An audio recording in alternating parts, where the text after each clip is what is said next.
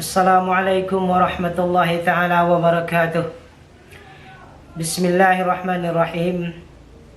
Alhamdulillahi wassalatu wassalamu ala rasulillah wa ala alihi wa ashabihi wa mawalah. La hawla wa la quwata illa billahil aliyil azim. Saudara-saudari semua, para ikhwan wal akhawat sekalian, syukur alhamdulillah, berselawat kita kepada junjungan Nabi besar Muhammad sallallahu alaihi wasallam.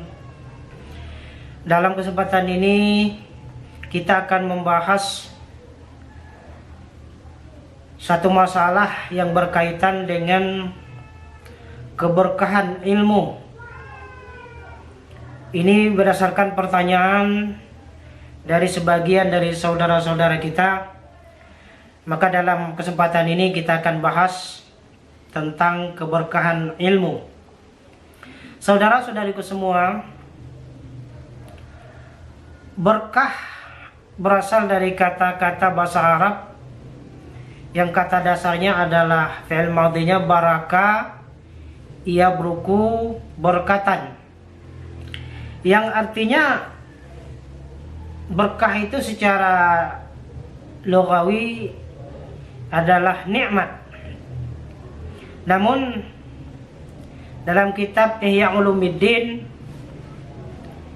dari Syekh Al-Imam Al-Ghazali rahimahullah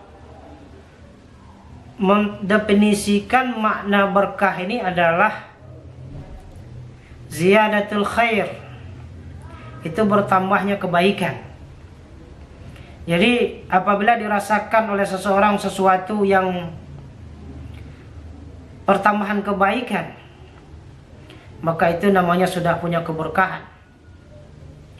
Memang berkah itu tidak bisa kita rasa, kita dengar,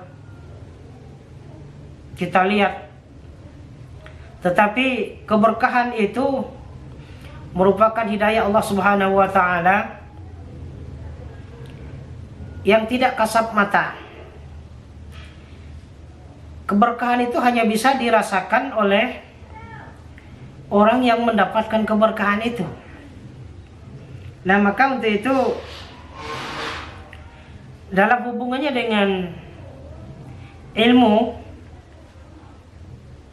maka ilmu yang berkah itu adalah ilmu yang memiliki pertambahan kebaikan dalam segi apapun. Baik pertambahan kebaikan itu untuk dirinya maupun kebaikan itu pertambahannya untuk orang lain. Ilmu yang berkah adalah ilmu yang memberi manfaat bagi yang mempunyainya, dan orang lain pun dapat manfaatnya. Maka dalam satu hadis Rasulullah sallallahu alaihi wasallam bersabda, khairun nas man anfa'u bin nas. Sebaik-baik manusia, kata Rasulullah, adalah orang yang paling banyak manfaatnya dengan manusia yang lain. Nah, ini tentu saudaraku, bahwa seseorang yang mempunyai ilmu itu erat kaitannya dengan kebaikan akhlak dan perilaku. Karena sebenarnya ajaran tertinggi itu adalah akhlak yang baik, perilaku yang baik. Nah, akhlak yang baik dan perilaku yang baik ini tentulah bisa dicapai apabila seseorang itu mempunyai ilmu, pengetahuan. Saudara-saudari semua, ada 8 cara untuk mendapatkan keberkahan dari ilmu kita. Yang pertama, niat. Niat semata-mata hanya karena menjunjung perintah Allah. Seseorang yang menuntut ilmu, dia mempunyai niat di hatinya adalah semata-mata ikhlas karena Allah Subhanahu wa taala. Karena menuntut ilmu itu merupakan perintah Allah. Talabul ilmi fardhatun ala kulli muslimin wa muslimat. Menuntut ilmu itu diwajibkan kata Allah di atas setiap orang mukmin laki-laki dan mukmin perempuan. Nah, jadi niatnya yang pertama ini adalah dia tulus ikhlas semata-mata menjunjung perintah Allah karena Allah mewajibkan untuk menuntut ilmu, bukan untuk kepentingan lain, saudaraku. Kadang-kadang ironi, kadang-kadang murid-murid zaman sekarang mereka belajar, mereka menuntut ilmu hanya karena menginginkan nilai, hanya karena menginginkan ijazah, bahkan karena menginginkan satu pekerjaan, untuk mencari pekerjaan. Padahal itu keliru, saudaraku. Padahal sebenarnya kalau kita betul-betul ikhlas lillahi ta'ala, menjunjung perintah Allah, karena menuntut ilmu ini merupakan satu kewajiban bagi setiap orang mukmin, maka semua itu akan gampang. Orang yang dengan tulus ikhlas karena Allah dia menuntut ilmu, dia akan mendapatkan nilainya. Orang yang dengan tulus ikhlas karena Allah dia menuntut ilmu, dia akan mendapatkan ijazahnya. Bahkan orang yang dengan keikhlasannya karena Allah dia menuntut ilmu, dia akan mendapatkan pekerjaannya yang diridhai oleh Allah Subhanahu wa taala. Maka luruskanlah niat menuntut ilmu semata-mata menjunjung perintah Allah Subhanahu wa taala. Innamal a'malu binniyat. Hanya saja semua perbuatan itu dengan niatnya. Likulli imri'in ma nawa. Segala sesuatu itu tergantung niatnya. Kalau niatnya karena Allah, maka insya Allah ilmunya akan memberi manfaat kepadanya dan memberi manfaat juga kepada orang lain. Apabila dia berniat bukan karena Allah, maka ilmunya tidak akan memberikan keberkahan, bahkan tidak akan memberikan manfaat kepada dirinya, termasuk kepada orang lain. Kemudian saudaraku, cara mendapatkan keberkahan dari ilmu yang kedua adalah mencari ilmu dari ahlinya.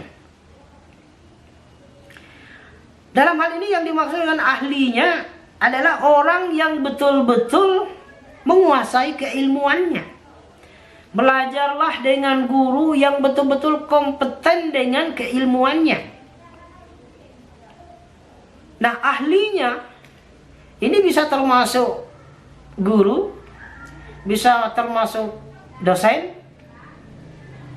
Orang yang mengajar itu betul-betul menguasai ilmu yang diajarkannya. Nah, kita menuntut dan belajarlah kepada ahlinya. Contoh nih, orang yang mengajar matematika, dia wajiblah betul-betul menguasai ilmu matematika. Guru yang mengajar sosiologi umpamanya, dia wajiblah betul-betul kompeten dengan ilmu sosiologinya. Kadang-kadang ironi kita saksikan, ada guru bahasa Indonesia tapi mengajar matematika. Ada guru sosiologi tapi mengajarnya fisika. Nah, dalam konteks ad-din, konteks ilmu agama, seseorang yang tidak memahami betul-betul ilmu keagamaan ini, maka itu bukanlah ahlinya. Contoh, kalau antum ingin belajar ilmu, kalau antum ingin belajar ilmu nahwu dan sorof umpamanya, maka belajarlah kepada guru yang betul-betul ahlinya, yang betul-betul memahami tentang ilmu nahwu dan sharaf. Kemudian saudaraku, yang ketiga, cara mendapatkan keberkahan ilmu itu adalah menghormati guru. Ada ungkapan mengatakan bahwa man arada syai'an bahwa ahibbuh. Apabila seseorang menghendaki sesuatu, menginginkan sesuatu, maka dia haruslah mencintainya. Dia harus menyayanginya. Nah, begitu juga kita dengan ilmu. Apabila kita ingin mendapatkan ilmu yang berkah, ilmu yang bermanfaat, maka hormatilah gurumu, sayangilah gurumu. Sehingga apabila kita menghormati guru kita, menyayanginya, mereka pun akan tumbuh kasih sayang di hatinya. Sehingga apabila guru kita merasa kasih sayang terhadap muridnya, dia mengajar dengan penuh keterbukaan, dia mengajar dengan penuh keikhlasan, dia mengajar dengan penuh kasih sayang, maka insya Allah ilmu yang kita dapatkan dari guru-guru kita akan menjadi ilmu yang berkah. Amin. Insya Allah. Insya Allah. Maka yang ketiga ini saudaraku adalah hormatilah gurumu. Karena perlu kalian ketahui bahwa guru itu adalah wasilah ilmu. Memang guru tidak bisa memberikan ilmu, tetapi yang memberikan ilmu itu adalah hidayah Allah Subhanahu wa ta'ala, pemberian Allah Subhanahu wa ta'ala. Tetapi guru adalah wasilah, jembatan bagi seorang murid untuk mendapatkan ilmu. Maka apabila kita menghormati dan menyayangi guru kita, maka itu artinya kita memelihara jembatan ilmu yang dihidayahkan Allah Subhanahu wa ta'ala kepada kita. Kemudian yang kelima saudaraku, cara mendapatkan keberkahan ilmu itu tekun belajar dan mengamalkannya. Kita perlu berijtihad bersungguh-sungguh. Kita perlu mempunyai kemauan yang kuat. Bukan saja kena dorongan orang tua, bukan saja kena dorongan guru dan pihak yang lain, tetapi kita memang punya kemauan yang kuat, ijtihad sungguh-sungguh yang kuat. Dan apabila kita sudah mendapatkan ilmu, kita harus mengamalkannya. Karena syarat ilmu berkah itu adalah tekun belajar dan mengamalkannya. Rasulullah SAW pernah bersabda, "Al-ilmu bila amalin kasyajari bila thamarin." Ilmu ini apabila tidak diamalkan, maka kata Rasulullah ibarat kayu tidak berbuah. Padahal yang kita ingin dapatkan adalah buahnya. Apalah gunanya sepokok duku, sebatang durian, kita mengharapkan buahnya, tetapi duku, durian, dia tidak berbuah. Samalah artinya, kalau kita belajar mendapatkan ilmu pengetahuan, tetapi tidak mengamalkan ilmu yang kita dapatkan, saudaraku, buahnya ilmu adalah amal. Apabila tidak beramal, maka ilmu kita tidak mempunyai keberkahan. Bahkan kita katakan ilmu kita tidak bermanfaat, baik kepada diri kita maupun kepada orang lain. Padahal dari awal tadi saya sudah sampaikan bahwa justru dengan ilmu lah kita bisa beramal, berbuat, dan dengan ilmu itulah akhlak kita menjadi akhlakul karimah, akhlak yang baik.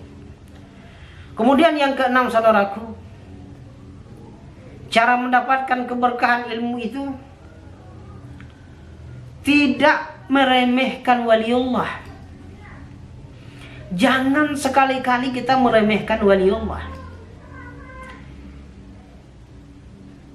Guru kita, mereka berguru juga kepada gurunya. Gurunya berguru juga kepada gurunya dan seterusnya. Sampai kepada para ulama, para tabi'in, para sahabat, terus kepada Rasulullah sallallahu alaihi wasallam. Dan Rasulullah sallallahu alaihi wasallam mendapatkan ilmu dari sang pemberi ilmu itu, ialah Allah Subhanahu wa taala. Maka jika kita meremehkan wali-wali Allah, maka itu samalah artinya kita meremehkan baginda Rasul Muhammad sallallahu alaihi wasallam. Apabila kita meremehkan Nabi Muhammad sallallahu alaihi wasallam, maka secara langsung kita sudah meremehkan sang maha pemberi ilmu itu sendiri, Allah Subhanahu wa taala. Maka bagaimanakah kita menginginkan satu keberkahan dari ilmu yang kita miliki kalau kita meremehkan para wali-waliullah? Nabi katakan dalam satu hadisnya, al-ulama warasatul anbiya. Para ulama, para ustadz, para kiai, warasatul anbiya.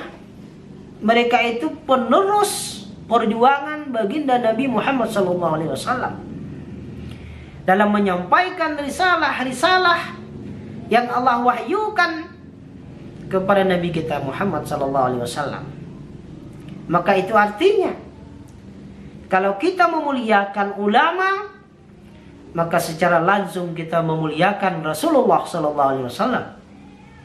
Kalau kita memuliakan Rasulullah SAW, secara otomatis kita memuliakan Sang Khalik Allah Subhanahu wa taala. Maka untuk itu, saudaraku, para muthalabal ilmi, jangan sekali-kali antum meremehkan waliullah. Karena waliullah itu adalah warasatul anbiya, penerus perjuangan baginda Rasul Muhammad SAW. Kemudian yang ketujuh, saudaraku, cara mendapatkan keberkahan ilmu itu adalah dengan cara bertakwa kepada Allah Subhanahu wa taala, dengan memperbanyak zikir, memperbanyak ibadah kepada Allah Subhanahu wa taala. Apa tujuannya? Apa hikmahnya?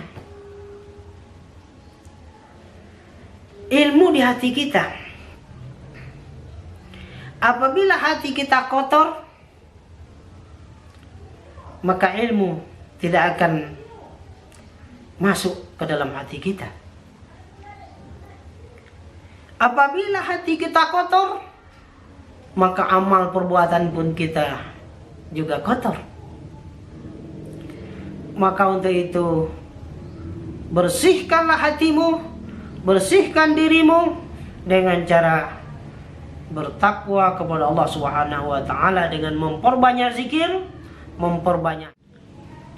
Bersihkan hatimu, bersihkan dirimu dengan memperbanyak zikir dan ibadah kepada Allah Subhanahu wa taala. Apabila hati kita bersih, maka ilmu akan gampang masuk. Ibarat tanah yang subur, apabila disirami hujan, maka air pun meresap ke dalam tanah dan nantinya akan menumbuhkan tanam-tanaman.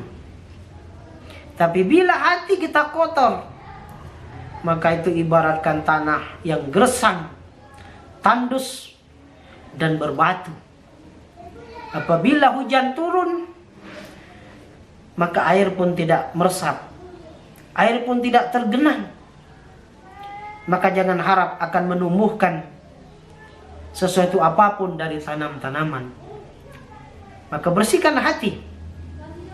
Imam Syafi'i radhiyallahu an pernah bertanya kepada gurunya yang bernama Syekh Al-Waqi'.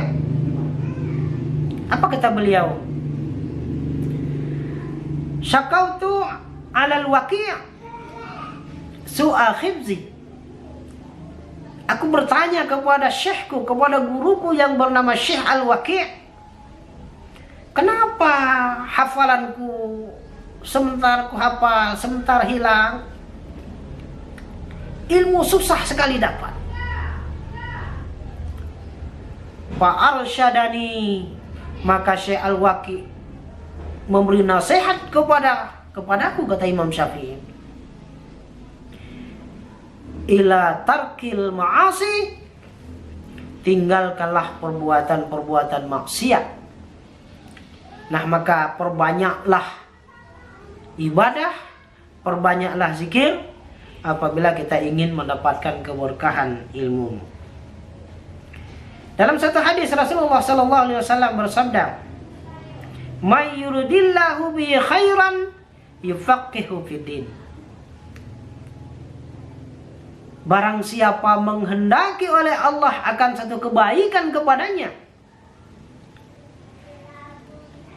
yufaqihu fiddin, Allah permudah, Allah pahamkan kepadanya pemahaman agama. Allah permudah ilmu masuk ke dalam hatinya. Dengan syarat banyak-banyaklah berzikir, banyak-banyaklah ibadah. Kemudian yang terakhir saudaraku, cara kita untuk mendapatkan keberkahan ilmu itu adalah menjauhkan diri kita dari sifat-sifat tercela. Tadi sudah saya sampaikan bahwa Imam Syafi'i rahimahullah pernah bertanya kepada gurunya Syekh Al-Waqi', kenapa susah sekali ilmunya masuk? Hafalannya sebentar hilang, sebentar hilang. Maka fa'arsyadani ila tarkil ma'asi. Maka kata Syekh Al-Waqi', dia menunjuki kepadaku, kata Imam Syafi'i, supaya meninggalkan perbuatan maksiat dan mungkarat. Seseorang yang sedang menuntut ilmu, hindarilah perbuatan-perbuatan maksiat dan mungkarat sekecil apapun, karena itu akan mengotori hatimu. Apabila hatimu kotor, maka ilmu akan sulit masuk kepada hatimu. Li'anna al-ilma, kata Syekh Al-Waqi', karena sesungguhnya ilmu itu nurun, adalah nur, cahayanya Allah. Wa nurullah la yuhda ilal as, dan cahayanya Allah tidak akan diberikan kepada orang yang banyak berbuat maksiat. Maka saudara-saudariku semua, tentu kita semua menginginkan ending daripada pendidikan kita, bahwa satu saat kita menuntut ilmu, kita belajar, walaupun ilmu kita sedikit, tetapi kalau kita mempunyai ilmu yang berkah, ilmu itu akan memberi manfaat dan akan bertambah kebaikan-kebaikannya. Maka yang penting kita usahakan, yang pertama, luruskan niat lillahi ta'ala. Kita belajar, kita menuntut ilmu hanya karena Allah Subhanahu wa ta'ala. Kemudian yang kedua, tuntutlah ilmu itu kepada ahlinya, kepada orang yang menguasai bidang ilmunya. Kemudian yang ketiga, hormatilah gurumu. Jangan pernah kau sakiti hatinya. Sayangilah dia. Apabila kalian ingin mendapatkan ilmu yang barokah. Kemudian yang keempat, jangan sekali-kali, ini sangat penting saudaraku, pada era zaman sekarang banyak, bahkan kita dengar di siaran televisi, berita-berita di koran, ada murid yang menganiaya guru. Na'udzubillah summa na'udzubillah. Bagaimana kita ingin mendapatkan ilmu yang berkah, sementara kita menyakiti hati perasaan guru kita. Ilmu yang berkah akan diberikan Allah apabila guru kita mempunyai hati yang kasih sayang terhadap muridnya. Jangan harapkan ilmu berkah kalau gurumu tidak menyayangimu, tidak mengasihimu. Maka untuk itu jangan sekali-kali kau menyakiti hatinya. Kemudian syarat yang kelima, tekunlah belajar dan amalkan ilmu yang kau dapat. Kemudian yang keenam, apabila antum ingin mendapatkan keberkahan ilmu, jangan sekali-kali antum meremehkan para waliullah, menghina para ulama, apalagi meremehkan dan menghina gurumu, karena mereka adalah pewarisnya Nabi SAW. Kemudian yang ketujuh, bertakwalah kepada Allah, perbanyaklah zikir dan ibadah, karena itu akan membersihkan dirimu dan membersihkan hatimu. Kemudian yang terakhir, jauhkanlah dirimu dari sifat-sifat tercela. Apabila antum semua, kalian para saudara-saudariku semua, ingin mendapatkan ilmu yang berkah. Ilmu yang berkah adalah ilmu yang bertambah-tambah kebaikannya. Ilmu yang berkah adalah ilmu yang bisa memberi manfaat kepada dirinya dan bisa memberi manfaat kepada selainnya. Kita semua berdoa berharap, Allahumma rzuqni ilman nafi'an wa fahman wasi'an.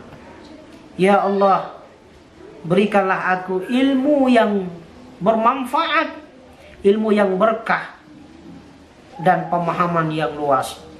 Saudara-saudariku, maka untuk itu usahakanlah cara yang 8 yang tadi sudah kita terangkan, supaya antum semua mendapatkan keberkahan ilmu.